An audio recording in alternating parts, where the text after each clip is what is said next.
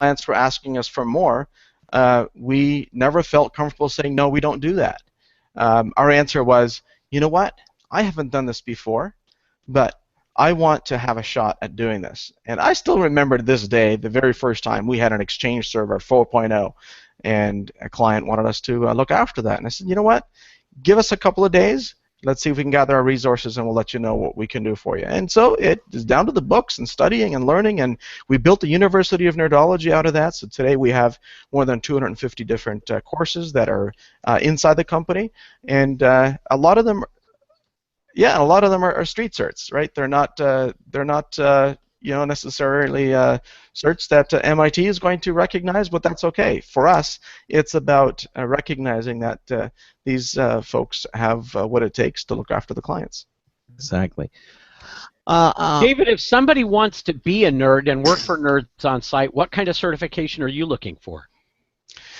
The certification that we'd be looking for more of the character of the type of person that would be joining our team, because at the end of the day, if you were to get a plumber and the plumber does top-notch job and ends up communicating not at all, showing up late, not even leaving a note of what was done, what was fixed, and it's working, the whole experience is backwards, right?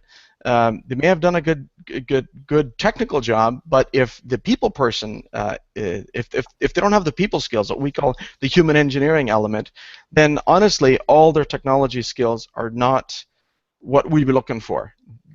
Hopefully, they can find a place in the world where that is of value, but it wouldn't be a role that we would want one of our nerds on the team to play. So we're looking first and foremost for them to have the human engineering talent or the desire to serve people, right? One of our team members that joined some years ago, his tagline was, "I live to serve." And I love that tagline because it described what we do in the technology space. We're always serving our client. So that's the first thing we're looking for. Now, if they have experience in the technology field, that's a bonus, right? But a lot of that can be learned. And we also do residential service. It's not where most of our business is, but it turns out that the kinds of issues that we run across with residential clients is excellent training ground for folks then to get into the SMB, SME space, and in the process, as they're earning money, they can participate in the University of Nerdology courses to increase their capability to deliver on the kinds of services such as installing a My Digital Shield device and knowing, in what kind of a scenario it's a perfect fit. Having hired and trained hundreds of tech support guys for leading manufacturers, I always said we can teach them the tech, we can't teach them to care. As long as they care, that's the big hurdle. For years, we actually paid for Dale Carnegie training, and we've just found them to be we found them to be the top-notch organization. I mean, if you look at anybody who's been in the space where perhaps they are a little bit nerdy and geeky about a topic, that they get so engrossed in it that the body language, the physiology, or as our CEO calls it, the bag of skin we're in, as it starts to not communicate the same way that we intend to, then Dale Carnegie is just one of those places that you can learn the very fundamentals about how you can communicate effectively, and as a result, you become better at expressing yourself. You become a better influence agent, for the good, of course, right? Well, if you always knew, if you worked for me, that you were in big trouble when I bought you a copy of How to Win Friends and Influence People. Hey, David, you probably know where the brown paper bag expression came from. Oh, absolutely, absolutely. That was the book. Everybody in New York was buying this book, How to Win Friends and Influence People, but everybody's so embarrassed that they're reading this book that in a brown paper bag, yeah. In a brown paper bag. Yeah. All right. Well, let me ask you this, and I'm going to kind of throw this back to Andrew. Who do you think is a good candidate for a managed security appliance? So I think that anyone who's a small office, a retail store, a restaurant, especially there's a lot of compliances out there, right? You have anybody who processes a credit card. There's this thing called PCI compliance. Sure. And the problem is a lot of people feel that hey, I checked the boxes, I got the stamp that says I'm PCI compliant. One thing is checking the boxes and getting a certificate, and another thing is to be adhering to the PCI standards. And that's where David and his team come in. Is they'll be able to kind of walk you through that and be able to tell you, look, yeah, you might have checked the boxes and got the certificate, but guess what? If things go south, that certificate is not going to help you. What's going to help you is adhering to these standards, and this is how you do it, right? And that's kind of, I guess that's the difference of upgrading to the red Volkswagen versus the other color. We're not going to let that go, are we? Everybody else was talking about it. I figured I had to too. We actually had the CEO of the company when they first got started, before he even went to the Best Buy and everything. They were starting. So we actually caught them early when they were just getting started. You've been in this business for 20 some odd years. You really get to talk and interview with just about everybody and see them grow. I can tell you time and time again, we had the CEO of Netflix when they were just getting started, with the DVD rentals, and what a great idea this was to get DVDs. And he was saying, yeah. And we were talking about, at the end of the show, I wished them best of luck, and I hope things, work out well for you. And look what happened to them. So they account for 40% of the internet traffic right now. Yeah, and we see that across our network all the time. Yeah, and they get so much grief too. I mean, with all, and we've been following that very close in our computer news, and and Netflix having to pay for more, for the bandwidth. I mean, there are all kinds of things happening, and it's interesting that there are really no laws at this for so many of the things, because it's all so new. I mean, you and I kind of take it for granted. We sort of understand what's happening, but for the average consumer, this is all new stuff. And certainly in our court system, there's really nothing to compare it with. So it's all new stuff, and we live in some interesting times, and it's just going to get more and more interesting, I think. And I think the need for things that you gentlemen provide is going to increase. Absolutely. David, how many did you say? How many? The antivirus people are pretty much given up. I mean, how many new viruses are appearing on a daily basis? Or some ridiculous number? What is that? More than 30 million new unique pieces of malware a day at this point. A day. A day. And depending on how you count it, that might be counted as high as 100 million new pieces of malware a day. Wow. Okay, so there's really no way for anybody to keep up with that in any way. None of the antivirus companies get anywhere near 100%. They don't get anywhere near 50% at this point. So they do by relying on heuristics and, reputation services and a bunch of things that Andrew here is using in his services every day, right? But the days where what you are doing is looking at a piece of malware, knowing what it is and how to remove it, are over. So mitigating it before it, preventing it from happening in the first place, that's a much better idea. A much, much better idea. And one whose time has come. Yeah, and your time has come, and you're certainly on the right track. And this is the way to go. And anyone who's listening to this program really needs to know that, especially if you're thinking of starting a small business or doing this. You can't go out there naked. You really can't. Guys, stay in touch with us here at the Craig Crossman Computer America Show, or however else you may find us in the world. Well, we would love to, because one of the topics that's near and dear to our hearts is how to get better and leapfrog this whole aspect of security. In the analog world, I was born and raised in Mexico. When we had this desire to move and immigrate to Canada, I was 15. And you could not get into this country unless you were whitelisted. Whitelisting has always been the way to deal with security. You can't get in unless you've been whitelisted. Why are we still dealing with blacklisting? I mean, everything that My Digital Shield is doing is on the right track.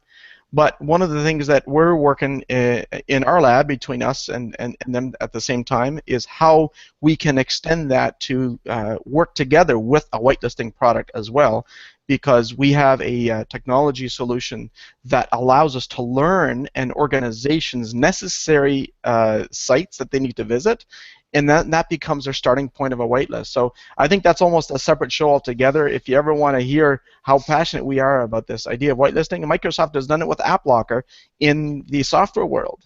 Right? If you deploy AppLocker correctly in a business environment, you could literally give someone an opportunity to earn themselves $500 if they could break it, and they will not be able to. No one will claim it. I've done it, and I'd be happy to share that story. That's right until the date that gets broken. Okay. That's right. You can't predict security.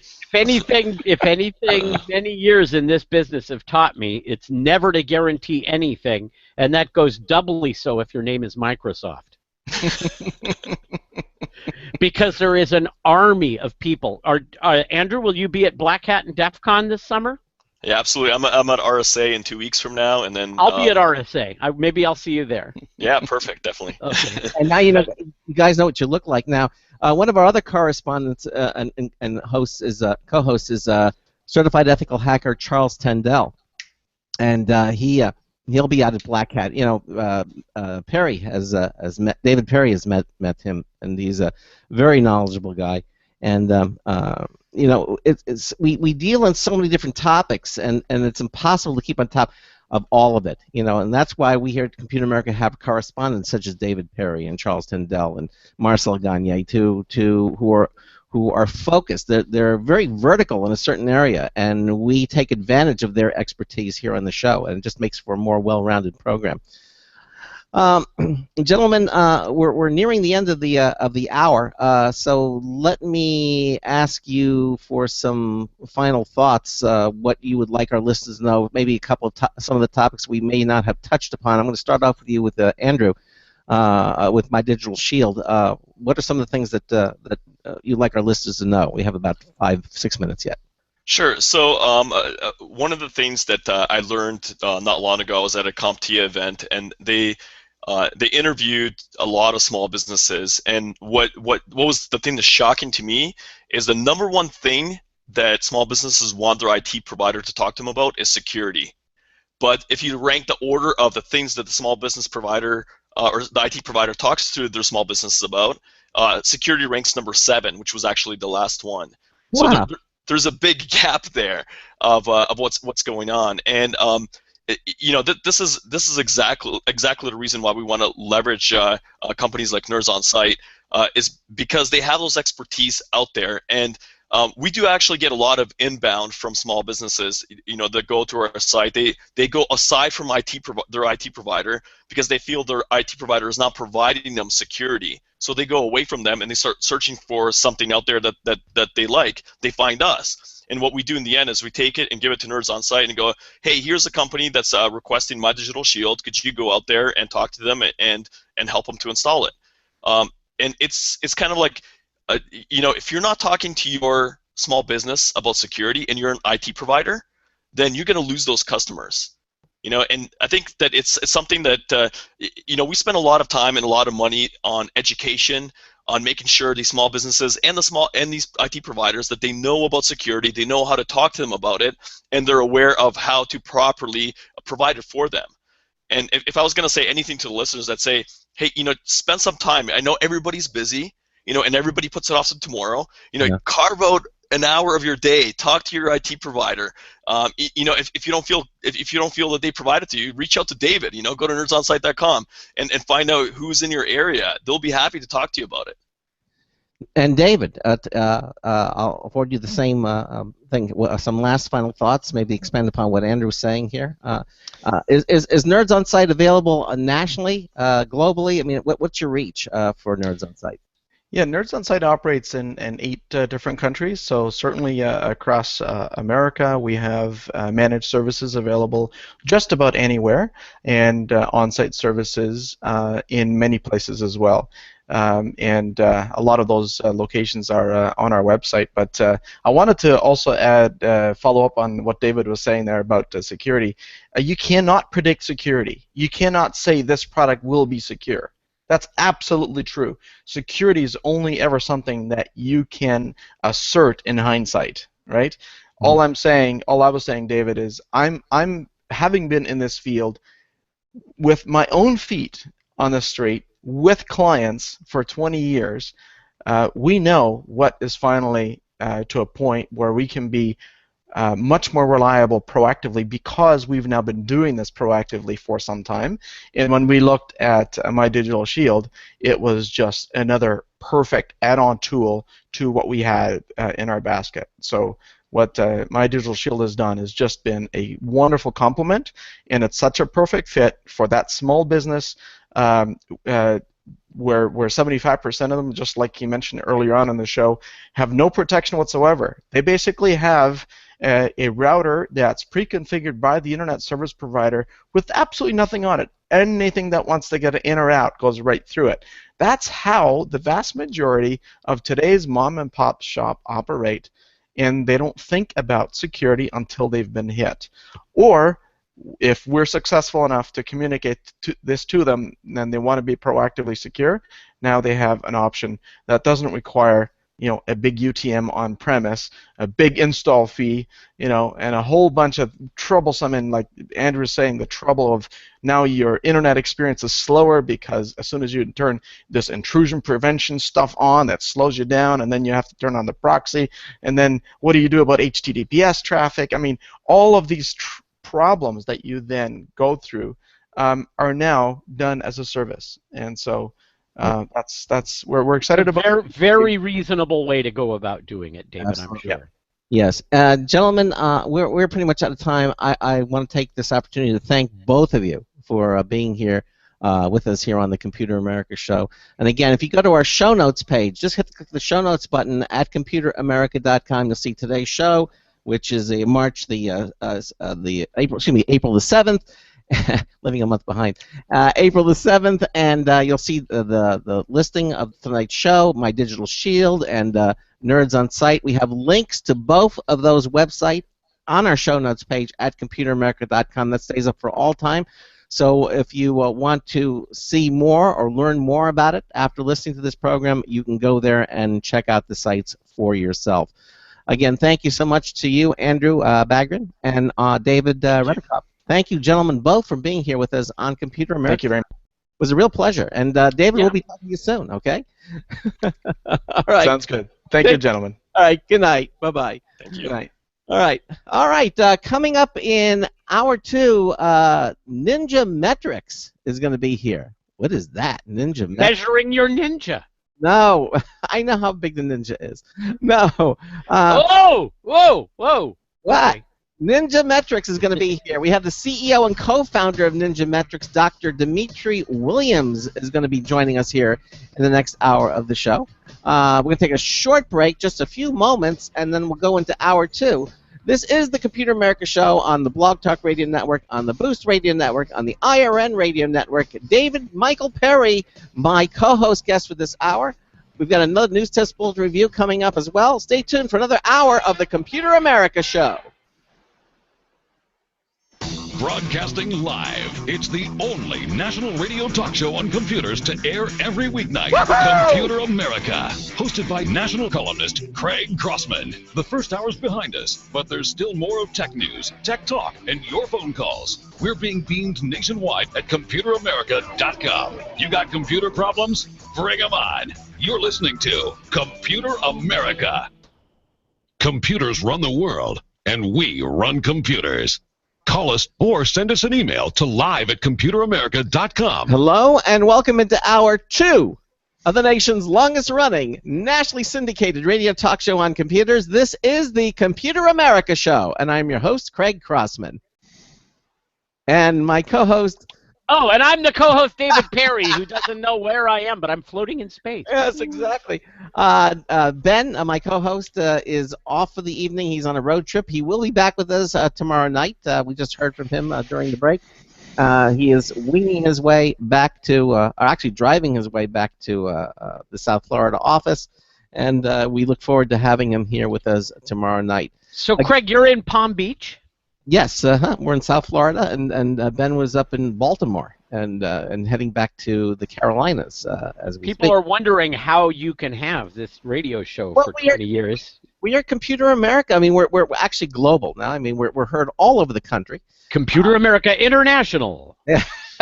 Well, we didn't want to change the title of the show when we started back in '91, but we figured it's Computer America, but actually it's Global America at this point. We are heard in so many countries all around the world, and the internet has made that possible. I mean, we are a traditional radio broadcast station, but I will say virtually every radio show out there streams their content because they know that they want to be heard globally. Or they want for our at-home listeners, when I started with Craig, he had a live radio audience. Yes, live studio audience. That's exactly. And was broadcasting out of a junior college in West Palm Beach, Florida. Well, before that, we were actually the Rooftop Gardens. It was a nightclub that we actually during the day on top of this building. We had a beautiful panoramic view of the Intercoastal, and then we moved it to Palm Beach Atlantic College. And then finally, we kept growing so fast we had to do something else. So and this is what we're doing today. He had his own orchestra. It was Craig Crossman's studio orchestra. It was great. It was a great time. Back then in the 30s when you were doing Computer America, yeah, that was a great time. Did they have computers back in the 30s? I don't know. Actually, I would say if the first one is that one that Benedict Cumberbatch came up with in the middle of the movie, they come from the mid-40s, wouldn't you say? Yes, it would be. Yeah, exactly. All right. Well, we're going to continue on here on the program. We have our next guest in the queue, and we're going to. Anything else you want to mention before we get started? Yeah, I was just going to mention that I am doing this in memory today. I'm doing this in memory of the great Stan Freberg, who, despite the fact that you've never heard of him, was a wonderful, wonderful radio personality for many decades in the United States of America, and whose smiling autographed picture sits on my wall of my office, right in between Dr. Robert Moog and the Firesign Theater. There you go.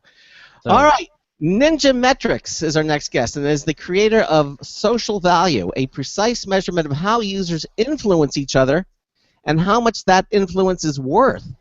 Did you know that influence can be monetized? Wow.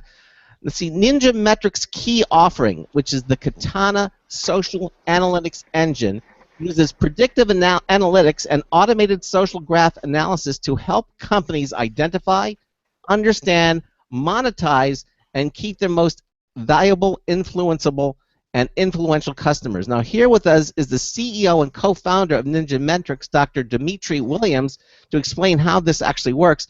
Dimitri, welcome into Computer America. How are you, sir? I'm great, guys. Thanks for having me, and good evening. Yeah, thank you for being here. Okay, so I kind of did a formal introduction of this, but it's and I know you understand it, obviously. It's my job to get our listeners to understand exactly what it is that you do. So why don't you give us an overview of what Ninja Metrics is all about? Why don't I start with the idea before we start getting into, tech stack and business practices and all that kind of stuff. Absolutely. We can go down that rabbit hole as far as you like. But the basic idea is that people since, the dawn of time have wanted to measure and know who the most important shoppers and customers were, because the idea was if you reached the right person that it would spread and hit others. And that's great in theory, but has never been possible to be measured. And so, maybe like 10 years ago, you started having people say, well, who's got the most, listeners to their radio show, or the most people following their Twitter feed. And those are good ways of sort of inferring it. And what we've come up with out of our universities, we're all, a bunch of us are university professors. We sort of invented this thing accidentally. That's a funky story. The ability to actually quantify and measure how much somebody's impact on somebody else is worth, and to be able to do it in an actual hard, provable metric, and rather than, it's not an abstract score like, in dollars or time. Are you saying it's like in the TV land they had the Nielsen's and they could and that's how they know how well a show is being watched, or in radio it's an Arbitron ratings. I mean, although those are all just basically a statistical best guess. I mean, because you're only taking a very small sample with those. Is it anything like that? It's like that to the extent that you're measuring people and you're doing it in an automated fashion, but it's a whole lot sexier because you get to do it and actually talk about human relationships and virality, and it gets into a much more human discussion. This is about social psychology and group dynamics and your friends and whether you want a BMW when your neighbor has one. So, yeah, we do big data and we do statistics and their numbers and their dashboards, but the idea, I think, is a lot more fun than that because it's something that we can all relate to because we all influence other people and are influenced by them. But it's never been anything you could touch or prove, and that's what we solve for the first time. Okay. So, I guess there's a phrase here they're using. What is social value? Social value. So usually marketers and businesses think about how important a client is, and they use a term called lifetime value, which is how much you've spent to that point or how much they think you're going to spend before you leave. Okay. Social value is the social version of that. It's not money that you spend. It's the money that you cause other people to spend. Oh. So you might have a lifetime value of $20, but if your social value is $80, you're really worth $100 total because it ripples out from you. How do I influence what other people are buying? I mean, I've gotten this stuff from DirecTV that says, hey, if you can get a friend to watch DirecTV, we'll give you $10 or $100 off your next month bill or something. Is it like that? Oh. Well, that's the way that people have been trying to take advantage of what they know exists, but have never been able to touch or to prove. And so everybody's intuition is, hey, get your friend to sign up for the gym along with you. Everybody gets the idea behind referrals and friends because we've all got friends, but it doesn't work that way at all. And the good news and bad news about what we do is that we have no idea how it happens. Like, let's say you cause David to watch more superhero movies. I have no idea. Not going to happen. I watched them all already, and so does Craig. We're both superhero movie fanatics. Yes. Right. I was taking a wild swing there. Okay. Computer nerd show. Yeah. So you guys are my people. So I kind of figured. So let's say it's something more obscure. Craig watches old 1970 episodes of Doctor Who, and then you want to know if that causes David to watch it. That's the kind of thing you can measure, or we can measure, and we can know what you caused, but we don't know what you said to him. We don't know if you called him on the phone. We don't know what you said in Twitter or what you wrote on your Facebook page. And more importantly, we don't care. And that space, like what people are talking about and who has the most followers, that's where everybody's attention has been on this to try to solve the issue, try to solve the problem mathematically. But you can't solve it because what you get is speech rather than words or data. And I'm a university professor. And so when I teach stats in my classes and I teach people about this stuff, I talk about the power of either guessing and using surveys, or knowing and using what we call unobtrusive observation. Dimitri, how can you tell if Craig is influencing me or I am influencing Craig? Because of the way the algorithm works, it's watching people's patterns over time. So if you want to prove causality straight out of stats class, you've got to have correlations. Both people have to do the thing. You've got to have time order. One person's got to go before the other, and then you've got to rule out all the other possible explanations. Right. So let's say he watches something and then you watch it. Well, we've got conditions number 1 and 2 knocked down, but maybe you just got home from work later. Maybe you saw the same ad and you reacted to it later, or you don't care as much. So that happening once is not super convincing. If the same thing happens the next week, he buys something or watches something and then you watch it, that's a little more interesting. And then this next week, a little more interesting. When it gets really interesting is when he stops, what do you do? And if you also stop, that's kind of the smoking gun for causality. That's essentially what an experiment does in a lab. You look for when the thing is there, when the thing's not there, and see if the effect happens. Well, and we know that does happen. That does happen in this kind of an instance where you'll be watching a TV show that your friends watch and they stop watching, and sometimes you stop watching, and sometimes you quit being friends over it.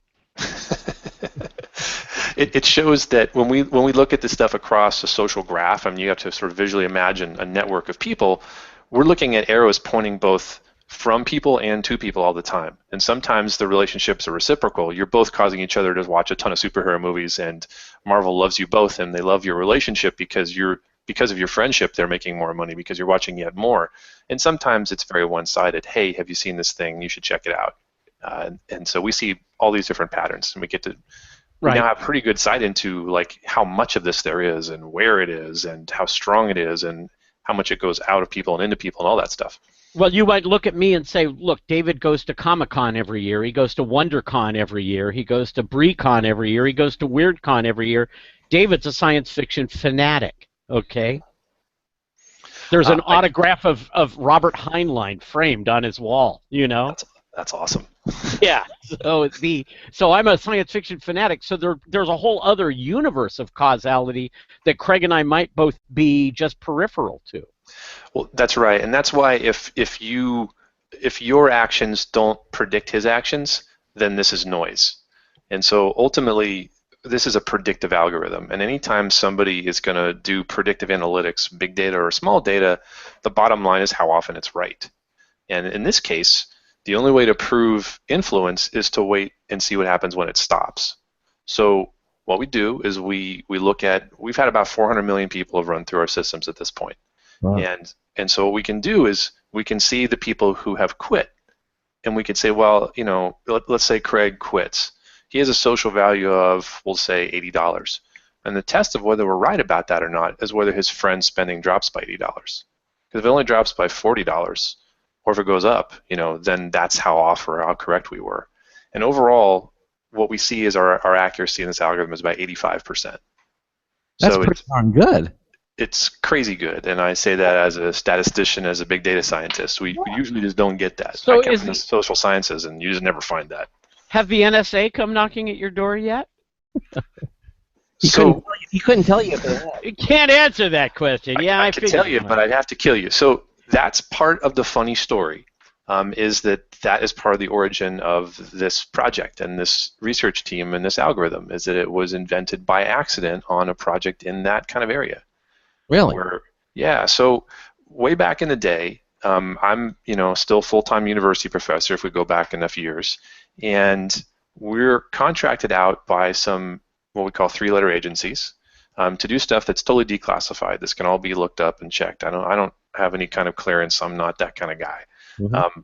But there was a question about whether or not there were bad guys in cyberspace, and particularly in video games, because virtual worlds and big online games were just starting out, and these agencies wanted to understand them better and wanted to know, is this a place where bad guys might hide and maybe might use them as chat rooms and might talk to each other?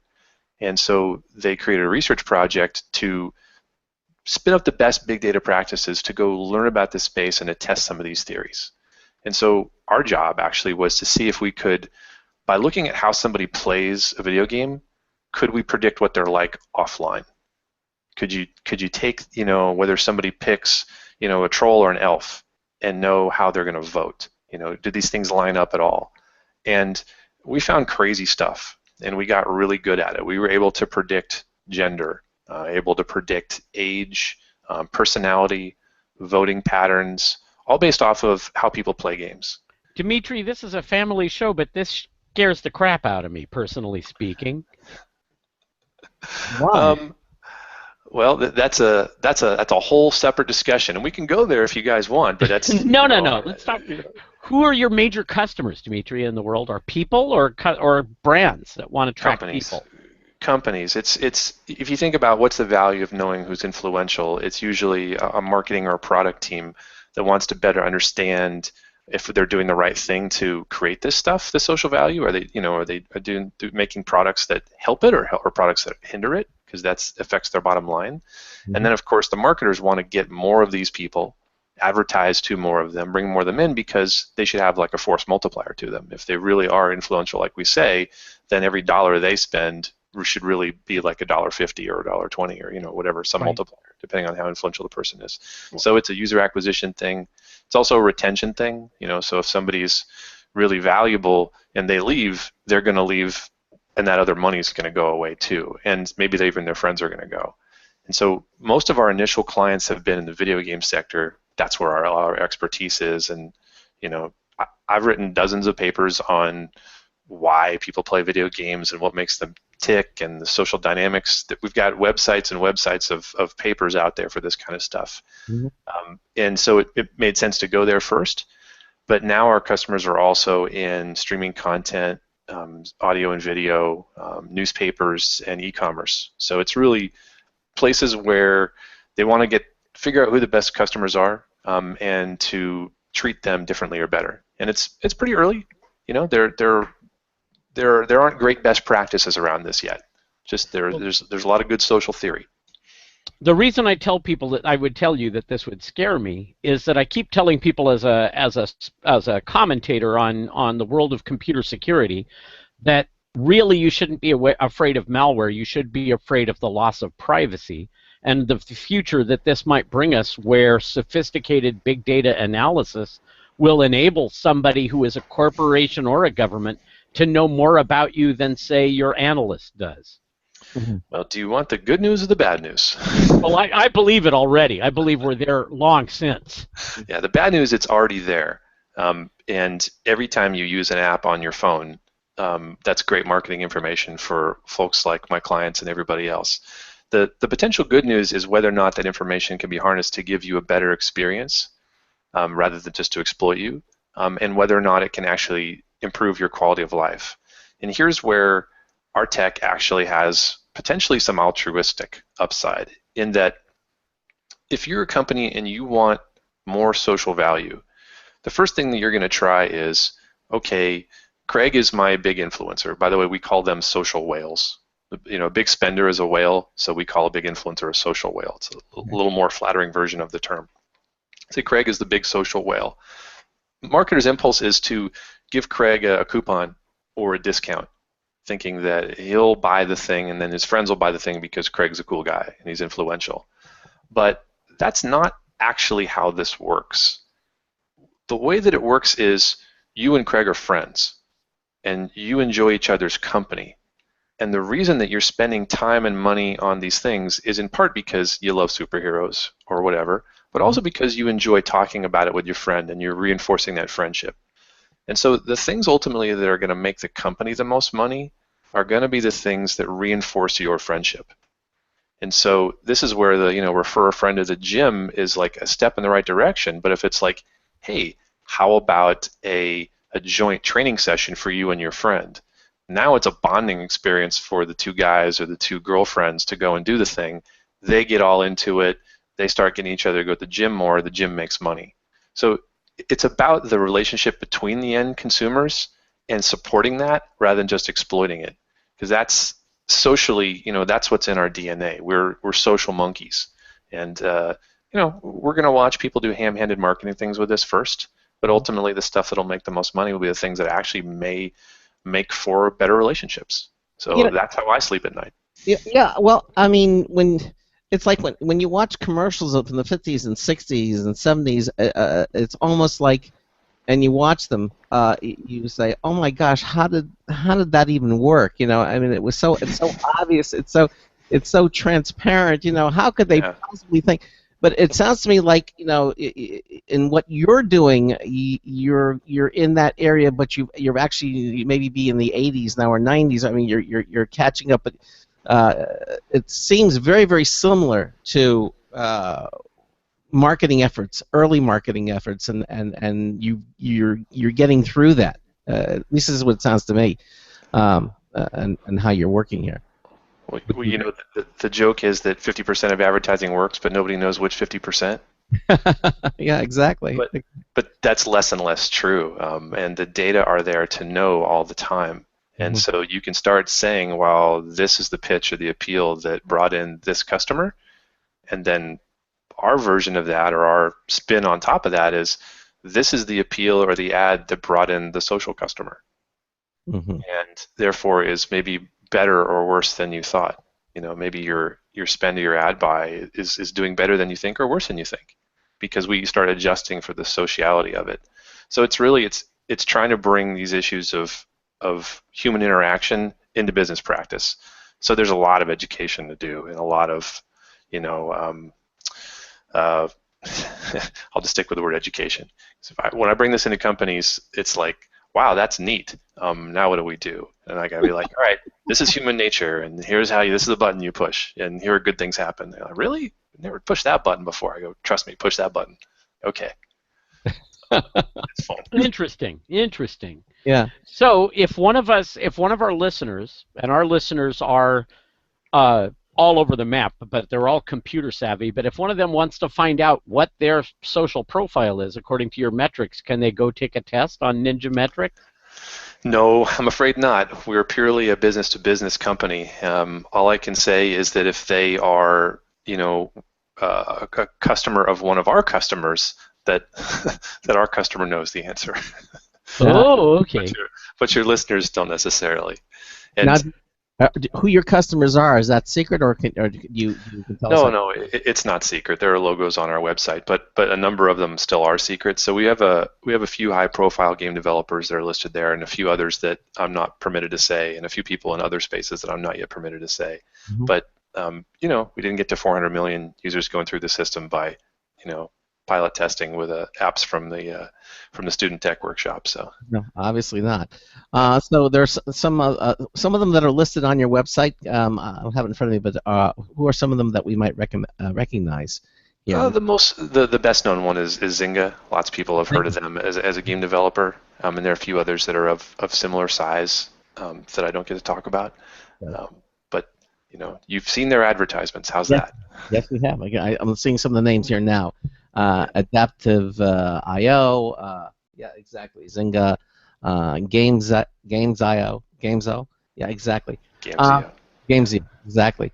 All right, so now you told us a little bit of what social whales are. Obviously, I mean these are the big influencers. How do you get tagged as a social whale, or what do you have to do to become a social whale? Or, I mean, this is not something you're doing consciously anyway, so I guess this is... No. This is just, you're really asking me who the social whales are and how are they different than other people. Yeah, exactly. And the fun and interesting thing is here, we build in segmentation and whatnot in our system, so the first thing everybody wants to do is look for a demographic answer. Is it young people, old people, rich people, poor people? And it's personality. It's disposition. There are some really interesting things about influence that do rely on how wealthy somebody is. That's something we could maybe get into in a minute. But by and large, it's about people who tend to be extroverts and leaders, and it's sort of small-scale celebrity. This doesn't. We started with the example of radio hosts and Twitter celebrities and whatnot, and this social value stuff is really what we call a local phenomenon. It exists among small groups of friends, co-workers, family members, dorm mates. That's where it lives, and that's where the bulk of it is. It's people you know pretty well. And so, in any small group of people, usually there are some people who are more outgoing than others. And there are usually some people who have more money and splash out more than others. And those are the regular whales, right, in the system. And what we find very consistently is that the social whales have no demographic peg, and it has nothing to do with whether they have disposable income or not. So they overlap with the big spenders and the whales, but not much. If you think about your friends, you've got some friends who are influential, you've got friends who are very splashy, but there's a Venn diagram. It's not a one-to-one at all. It's actually a very small overlap between that. So it's really kind of a piece of social dynamics from offline that we just see in the data very, very consistently. Okay, all right. Now, you mentioned big data, and we hear that term all the time. And obviously, you being whom you are, and are very knowledgeable. Why don't you give us your take on what big data actually is, and then how do you use it to help game businesses? Oh, geez, I think it's just a buzzword. You just have enough zeros, and then apparently it's big suddenly. I don't know. When we first started doing this, I remember. Minor anecdote story that kind of tells you this. There was no such term as big data when we started, and I went to a big gaming company, Sony Online Entertainment at the time. They've actually since gone independent as Daybreak Studios just last month, but they were Sony Online, and I said, hey, can you give me some data for my my little research project? I'm a brand new junior assistant professor, and they said, sure. How much do you want? And I said, well, everything. And they said, okay. And this was, I don't know, 12 10 years ago or something. And so one day this tape drive shows up at my faculty office, and it's like, like a 2 terabyte tape drive. Wow. And I just thought to myself, what the hell do I do with this thing? I got like a MacBook Pro, and this 2 terabyte drive shows up 10 years ago. I can't even do anything with it, and the data are in like some funky format. And I'm like, I don't know, can I put this in Excel? Can I look at these data in SPSS? I couldn't do anything with it. Okay. So what I had to do, I had to go make friends with computer scientists really fast, right? And then they told me, oh, hey, by the way, this data are compressed. It's like 3.5 terabytes. And I was like, oh my God, I don't even, where can I put that? And they're like, well, we've got this giant supercomputer. I was working at the University of Illinois at the time, and that's where the National Center for Supercomputing Applications is, in CSA. And so then they were my home. To help me store this stuff. That was big, right? So to me, it was just stuff that I couldn't do without help of a computer scientist was my definition of big. Okay. But that's okay, because the computer scientists don't know what to do with it. So it's a two-way street, right? Like they don't know what questions to ask, and I don't know how to do the stuff. So it was a chocolate and peanut butter kind of arrangement. Well, and increasingly, that's not a whole lot of data anymore. No, that would be tiny now, and yeah. I mean, I've got a 4 terabyte drive connected to my Raspberry Pi right now. Yeah, and then somebody listening to this show on tape in 10 years will laugh still at the scarcity of zeros in what we think is big, right? We'll be in petabytes at that time, Right? Petabytes. I am told that Google collects 2 exabytes of data a week. Exabytes. Wow. Jesus. Yeah. Well, our stuff sits in Amazon Web Services, and that's nice for scalability, obviously, to have that kind of server power there. So when it's not big enough, we say, ding, add one more, and suddenly it is. And so it appears to be infinite, which is very, very handy. Wow. So big is whatever. It's really more about building up the systems that can scale it and can handle the algorithms at that kind of size. Because the thing I described to you earlier about, you do something, he does something, that's a pretty intense algorithm, and it gets tougher and tougher to do the bigger and bigger the social network goes. Because think about all the permutations as the network grows. It gets really hairy. And so when we first built this thing using academic grade stuff, it was cool until we had customers who had, say, 100,000 monthly active users, and then all of a sudden smoke started coming out the sides. So we had to rebuild it. We've rebuilt it 2 times to get it up to increasingly Increasingly, isn't that kind of relationship on data to data going to be tokenized at the front end? I mean, as we get people who have 100 million users or 500 million users, aren't they going to define the relationship between those pieces of data locally? No, most of our clients don't think about relational data at all. Oh, okay. When I tell them that they've got a Facebook authentication token that gives them access to friends list and that you could turn that into a social graph, they're always surprised. You could do that with that? I'm like, yeah, of course. Yeah, it's the data point that says that Craig and David are connected is just not. It's not on the radar for most companies, because companies like all of us we're egocentric. You think about only your relationship with the end user. You don't think about their relationship with each other. This is a blind spot in human nature. Well, I'll tell you what. The birthday paradox here. I'll tell you what. We're at the bottom of the hour, and then we're going to continue on with this, Dimitri. Fascinating stuff. I want to get into how you're using all this to help game business and why you kind of focused on game businesses. Why the focus there?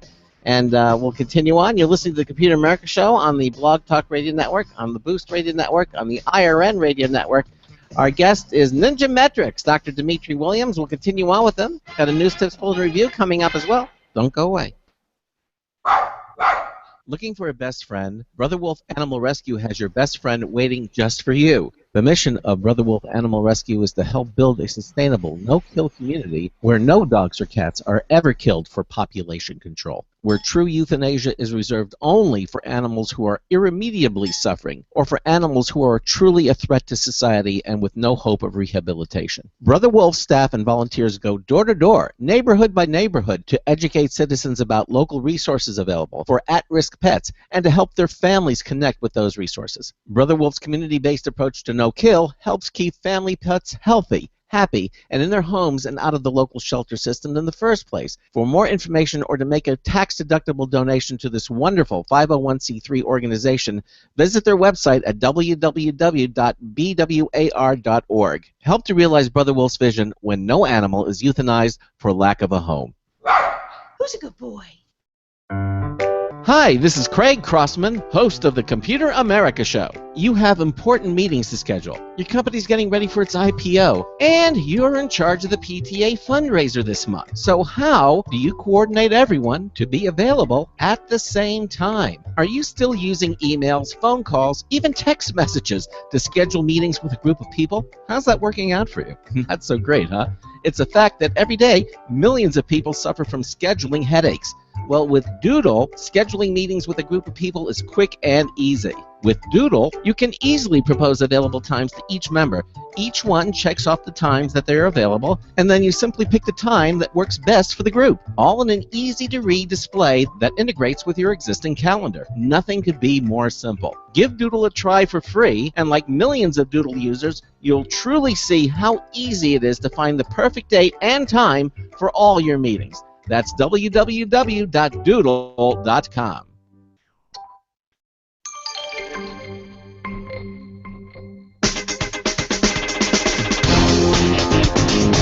I've been waiting. This is Marty Winston with a News Tips Bulletin Review for Computer America. This time, Barricade, and I'd better spell it B-E-A-R, like roar, bear, A-C-A-D-E. Our cleverness counter started clicking when we saw Barricade, a mostly plastic way to very deliberately jam a door shut when circumstances require that. Imagine the letter A split down its vertical center, then spread apart to create a trough. That's essentially the cross-section that slides under the open end of a door. You prep the inside with a slide stopper on the base of the door and a hole in the floor. When you need the door to be immune from opening, a thick metal pin goes through a raised, rigid assembly in the base and into the floor. It essentially bolts the door to the floor. This was designed for schools and government buildings or other places like broadcast stations that occasionally get threats. The company even showed pictures of bullet hits causing only cosmetic damage with no reduction in functionality. Bottom line, the clever little Barricade shuts the door on unwanted intrusions. This is Marty Winston with the News Tips Bulletin Review for Computer America. 33 minutes after the hour here on the Computer America Show. Welcome back to the program. David Perry, my substitute co-host, doing a wonderful job. And we are interviewing the CEO and co-founder of Ninja Metrics, Dr. Dimitri Williams. And we're talking about... Dr. Williams? Yes, Dr. Dimitri Williams. Yes, exactly. Yes. And we're talking about Ninja Metrics and social value and how these different social values influence other people and how that can be monetized. What I wanted to ask you is why you decided to focus on game businesses as opposed to, I don't know, department stores or other. Wait, I have a guess. Can I tell my guess? Yeah. Because they could afford to pay for it? That is the wrong answer. The wrong answer is I'm a nerd and I really like games. And yay! It wasn't a really very thoughtful business decision. It was what we knew. I mean, we'd done all our research on games. I know game player psychology very, very, very well, and it's a lot of fun. If I were to do it again, I probably would be off in different sectors. But the nice thing about the game industry is it does have really, really good data. Whether it realizes it or not, or is using it correctly, is different. But think about you play World of Warcraft, or you play Clash of Clans, or you play whatever. There are so many things that you're doing, and so many more signals that you can get rather than is watching Game of Thrones or is not watching Game of Thrones. Right? You're running, talking, playing, joining groups, succeeding, failing, shooting, whatever. From a machine learning point of view, those are a lot of fun variables to mess around with. So games is a very rich space. I've never been a gamer of any kind, and it's partly because of my age. Call yourself a nerd. It's partly an age demographic. I am 60, okay, and I just missed the It's true. the Dungeons and Dragons thing, and I actually go to a LARPing con, but I've never LARPed in my entire life, and it's like, oh, I'd rather just sit here and watch you young kids do that, you know. I don't LARP because I'm old, but I go to LARPing conferences because that's where I see one of my favorite science fiction authors speak. Jim Butcher, who writes the Dresden Files novels, is speaking at LARPing cons, and that's where I'm going to find him. I've read about 10 of those. Yeah. Okay. I'm right there with you. But I'm the guy. I'm not the guy who's shouting, "Get off my lawn!" Apparently. I'm not shouting that either. And in fact, if you ran Craig and I, the demographic that you would find that joins us together is the fact not that we're science fiction fans, but that we're both magicians. Oh, cool. Well, actually, he's a magician. I'm a mentalist, so that's a slight difference. But you know, it's okay. Magician, mentalist. Yeah, he's a mentalist, and I'm a magician. Yes. So basically, so you like it, but you bring up a good point. It's there is a constant flow, and because it is it's either cooperative gaming or when I do something, other people are influenced by what I'm doing. I would think there would be a wealth of information regarding social value in gaming. There's a constant flow of it. Would it not be? Yeah. How do you tie into that? Well, so in order for our stuff to work, it's got to be connected to the game systems. So we've got to be getting the data on some kind of regular basis as people are playing, daily, monthly, hourly, real time, whatever. And that's just a simple sort of API, SDK coordination kind of issue. Mm-hmm. So they're sending us the data on what people are doing. We're then able to say, these are the influencers, these are the sections and the levels that are working better, and these are the whole games that have more or less of this stuff. One of the really cool things we're able to do is say, not all games are the same, right? And so the hypothesis is that the more social stuff that's built in, the more players need each other or are incented to play with each other, the more of the social value there would be. And that's exactly what we found. I mean, what we can do is we can say X% of revenue comes from the social stuff versus not from the social stuff. And so a single player game, what we found, has on average, about 6% of the revenue from that game comes from community or social interactions that we measure. It's kind of amazing that it's not zero because it's a single player game. Yeah. But people talk about it outside of the game, and that's clearly causing them to play more. So it's predictive and it works. But the mere act of adding multiplayer to a game, the revenue from social jumps by about 22% to 28% overall. I'm not people surprised. are valuable. Communities are valuable. Yeah, I'm not surprised. But how do they provide that information? What form does this information come to you in? Is it numerical data? Is it? Yeah, these are logs, player logs, and we'll take them in just about any format they like: JSON, CSV, whatever. It depends on how they decide to encode it. If they could client or server side. And then your algorithm deals with that. I mean, how do you fold it into Ninja Meta? I guess I don't know the exact process, but how are you folding that into Ninja Metrics? So we've built a giant pipeline that is also a cleaner at the same time, because the data are coming and they're messy. Okay. If you play a game on your mobile device the way so many people do now, people drop from the network, the timestamps can be off, so the sessions have to be cleaned and then stitched together. It's actually a pretty complex process to clean and normalize those data. And so we get that, we run it through our cleaner, we build the sessions, and then we run it through our algorithms, and then we display the results. So there's a few steps to the process. Did you write those algorithms yourself? Oh God, no. No, I am not smart enough to write those algorithms. It was invented by accident by one of our computer science students, who I quipped earlier that computer science students and computer scientists in general don't know why to do something. They're just really good at doing it, right? And social scientists, on the other hand, we're really good at why, but we can't build anything to save our lives. So I'm the social scientist in this equation. So you knew what to look for. Then is what you're saying. Yeah, we're quite good at knowing the business case and the why and the theory behind it, but we're not good at building product. So we were doing this stuff I mentioned before for the 3-letter agencies, and one of the PhD students, he said, so I found this way to find node-on-node propagation and cascades, and I had no idea what that meant. Much like what does that mean? And what he was saying is, like, I found social networks, and I could find when one person does something, I could measure how much it's rippling out. And he said, and I quote, "Do you think that's important?" And I said, "Yes, I do." You fell to your knees and said, yes. I was like, oh my God, and the full implications of what it could do hit me over a series of years as we found more business applications. But the initial thing was, wow, could you really do that? You could do that to measure influence, right? And he said, I guess you could. So it's just total computer social science disconnect. I guess you could. This brilliant guy figures this stuff out and has no idea what it's useful for. So he was employee number one, and that was the heart of our first patent.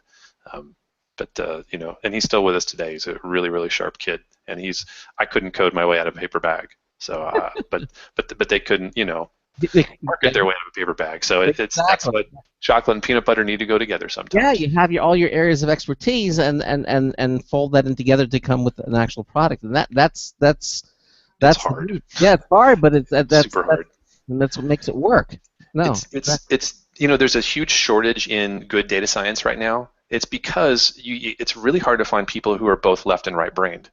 You get the people who are great at asking questions and people who are great at answering them, but it's so seldom do you find someone who can do both. So you have to build teams of people, one of us, one of them, so to speak.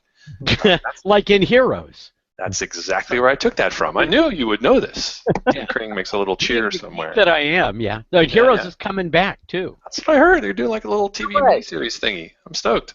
Yeah. I don't know what's going to happen. It's going to be the same cast?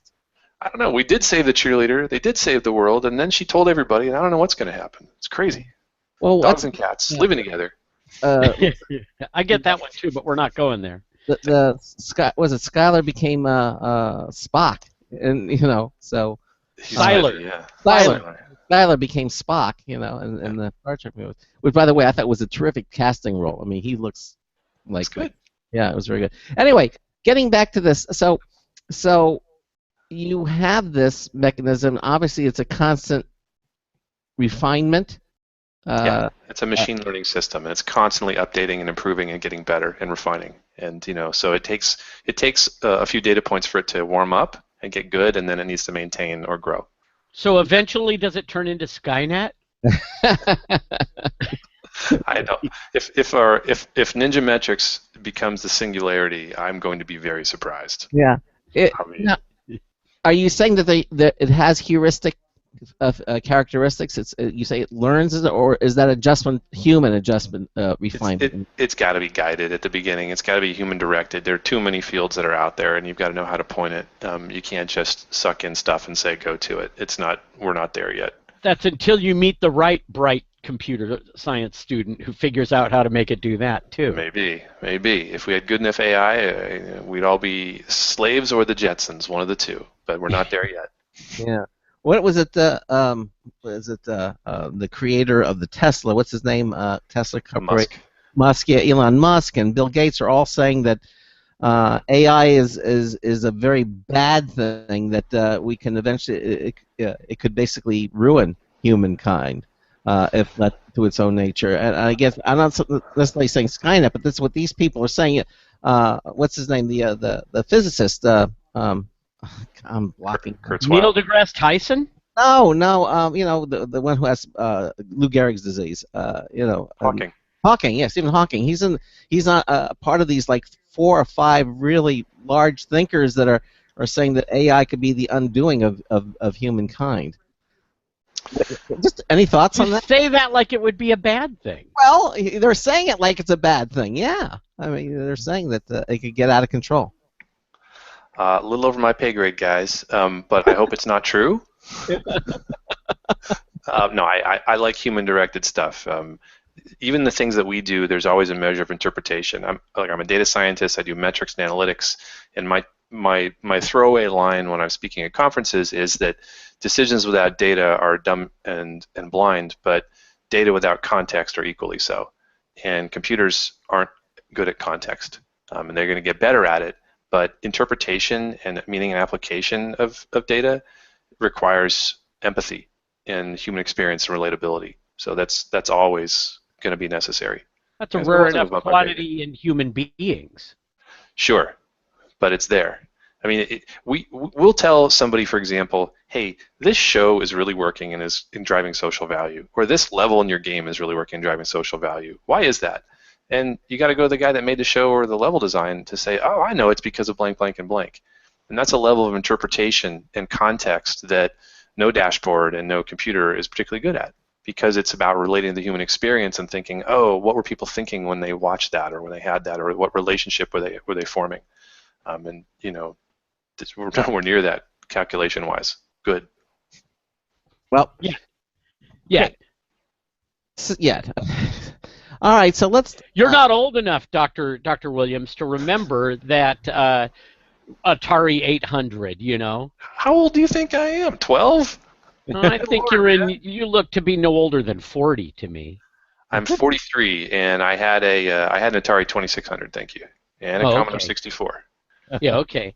Well, your Commodore 64 relates to your phone of today, And a how VIC your 20. computer of 20 years from now will relate to. I knew a kid who was a hacker when I was a young man, which is why I'm in computer security today, who used his VIC-20 to open and close missile silo doors. This is a true story.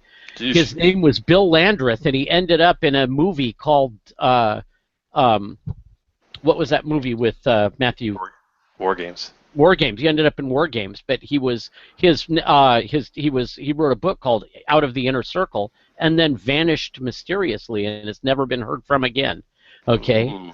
And that's why I work in computer security today, is when I was applying to work at Norton, they go, oh, well, you were on the Pigsty, which was this famous hacker bulletin board system. We'll put you on antivirus. So I end up on antivirus. It's been the whole rest of my career. You know, it's, that was a kid using a toy, and he used it to break into the most secure things we had going at the time. So who knows where tomorrow's security breaches will come from? Hmm. Possibly even from Ninja Metrics. Not while I'm in charge. Oh, okay. So tell us a little about what insights your latest data from Ninja Metrics has provided that we may be interested in. Well, we have figured out where in games these people are and how much social value there is, which is kind of fun. It turns out that there's what we call a power law distribution, you know, where a small number of people have a lot of a thing. Mm-hmm. And so it's about 10 to 15% of the people in a population have about 60 to 75% of this social value. Mm-hmm. So that's kind of an interesting metric for, you know, all of human nature. It's basically saying that the influence that's out there is concentrated in a few people, and then in a long tail that goes out to everybody else. That's pretty neat. But I think that the really cool thing that we found recently was country by country effects. So one of the things that we can do with social value scores is we can go back and say, where do these people come from?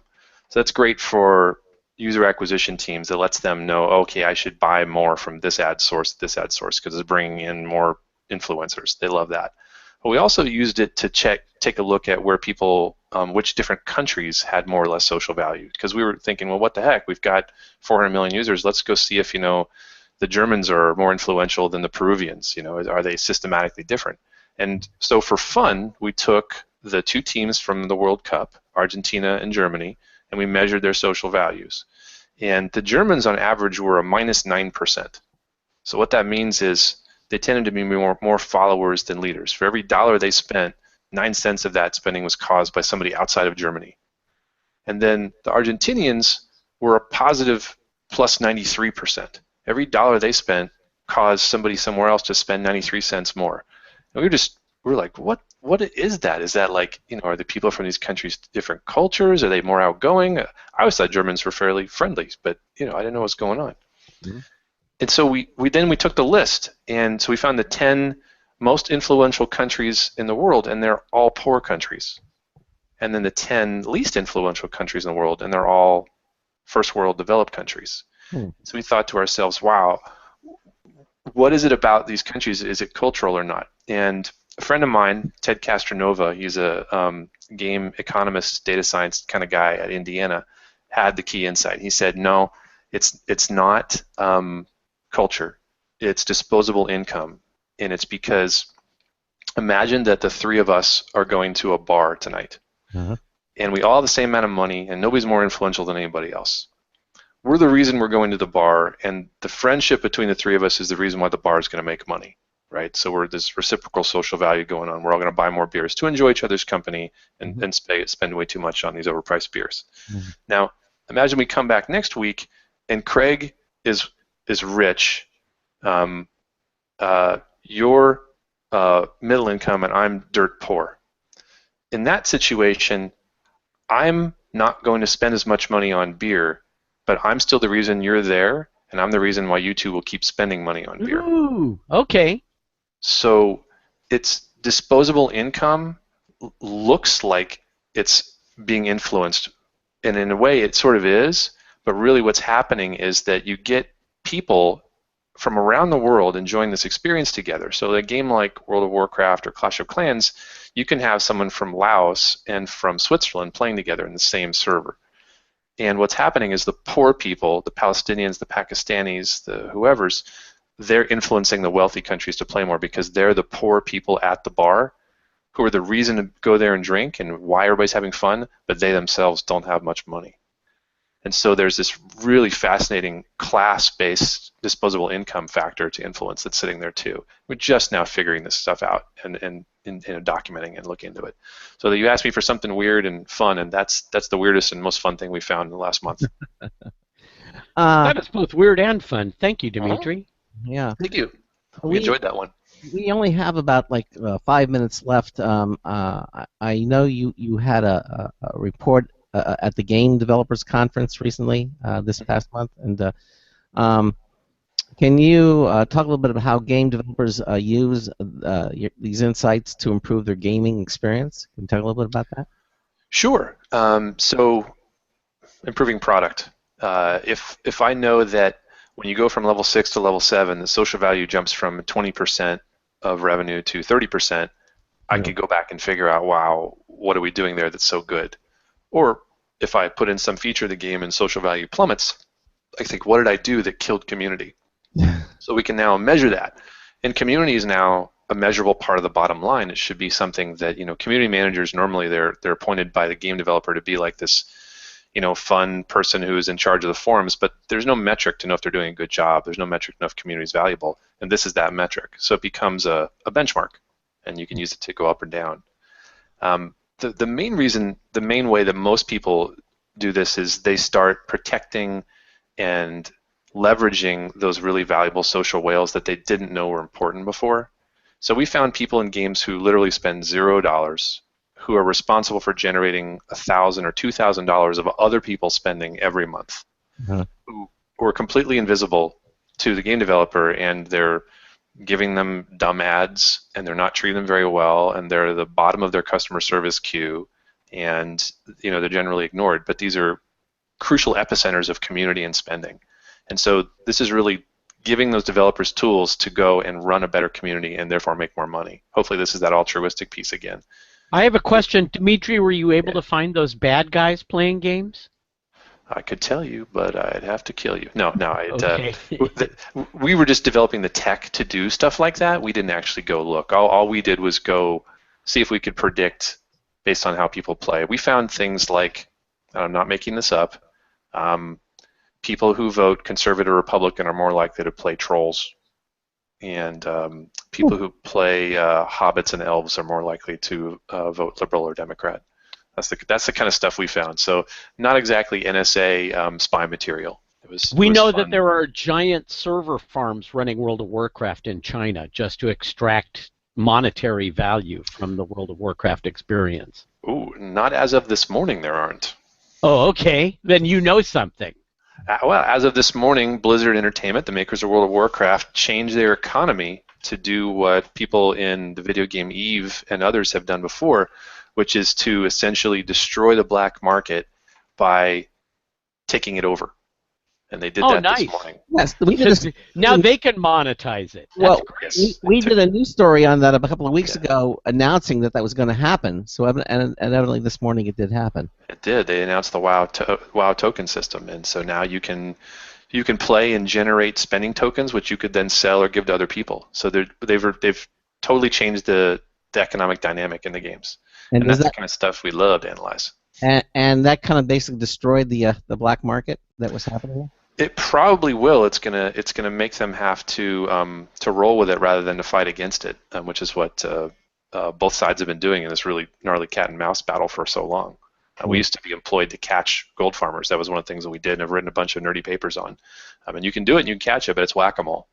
And better to just change the structure in the system to remove the incentives and co-opt it. It's the only way to do it.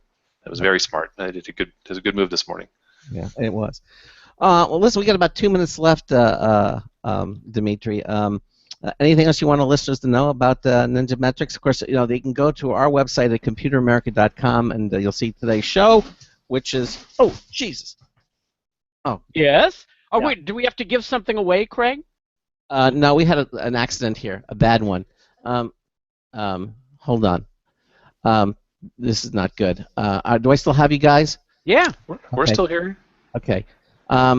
We need to again go to computeramerica.com and click on the show notes page, and you'll see Ninja Metrics there. We have the link to them there, and we will. You can do that. Dimitri, again, I'm sorry, we just had a it's all good issue here, but I want to thank you so much for being with us here tonight on Computer America, and the best of luck to you. And we should touch base in a few months and see how things are going. Okay? Guys, thanks for having me. It's a pleasure. Right. Thank you. Very interesting guest, Dimitri. Thank you. Bye-bye. Thank you. Bye-bye. Bye-bye. All right, and that wraps up the show. David Perry, again, thank you so much for filling in the blanks here, and we will again have the show tomorrow night. Okay, if you can plug that in, just plug it in the power. Okay, I'll do that.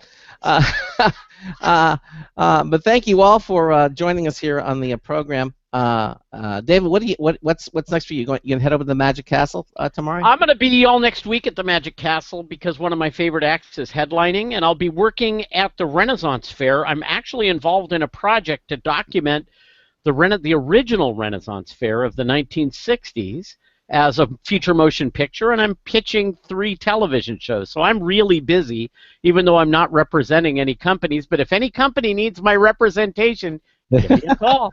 Or you can reach me through Craig Crossman. Thank you very much, Craig. I'm always happy to be here. Thank you, David. And stay to the end with me, please. I sure will. Absolutely. Coming up tomorrow night, we're going to have Sandy Berger is going to be with us. Sandy is our consumer electronics 90 expert, seconds. And she always has some interesting things to talk about, including the new product from Amazon, which is a Bluetooth speaker that has like Siri built into it.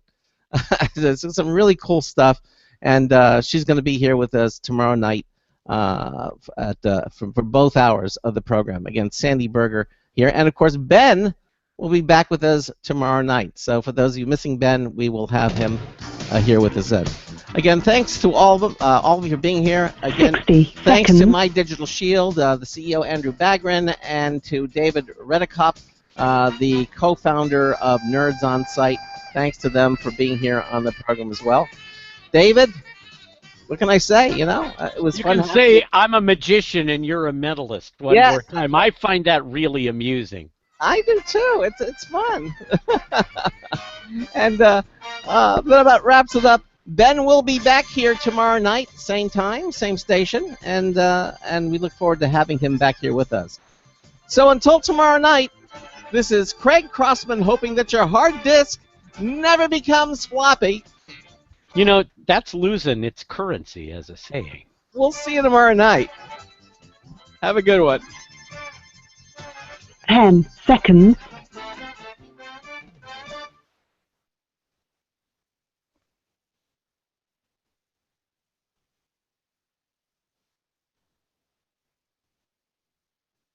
Thank you for using Blog Talk Radio.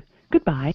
Okay, and thanks again for watching, everybody, on our live video stream, and we will see you tomorrow night.